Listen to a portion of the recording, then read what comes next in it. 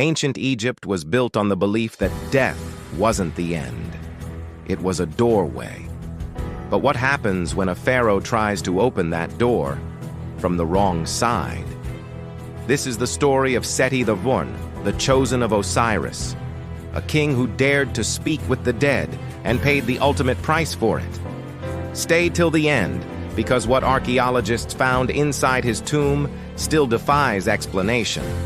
In 1290 BCE, Egypt crowned Seti I, son of Ramesses I, heir to a crumbling legacy.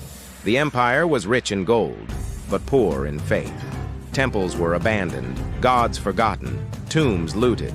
Seti vowed to restore Egypt's connection to the divine.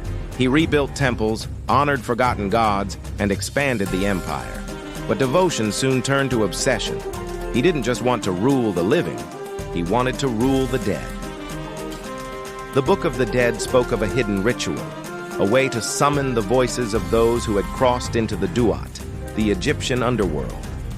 Seti gathered high priests, necromancers, and forbidden scrolls sealed by generations of pharaohs. He spent nights deep within temple chambers, chanting the names of gods long erased from memory. He sought to speak with the spirit of Osiris, Lord of the Dead, to learn the secrets of eternity and divine judgment. But in Egypt, communication with the underworld was not a conversation. It was a trade. Seti's priests warned him, "Those who open the gates cannot choose what walks through." He ignored them. In a secret ceremony beneath the temple of Abydos, he performed the forbidden rites. Oil, blood, and sacred sand were mixed in a golden bowl. As Seti spoke the final words, "Osiris, reveal thy truth," the chamber trembled. Torches flickered. Voices filled the air, not of gods, but of the dead. They whispered of betrayal, of curses, of the day Egypt's sun would darken. When the priests entered at dawn, Seti was found kneeling before a statue, his eyes open, unblinking, lips moving to someone unseen. From that night onward, Seti changed. He claimed to receive visions from the underworld. He ordered new temples built not to the gods of light, but to Osiris and Anubis, gods of death.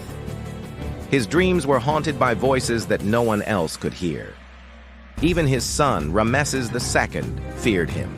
He aged rapidly, his skin paling like one drained of life.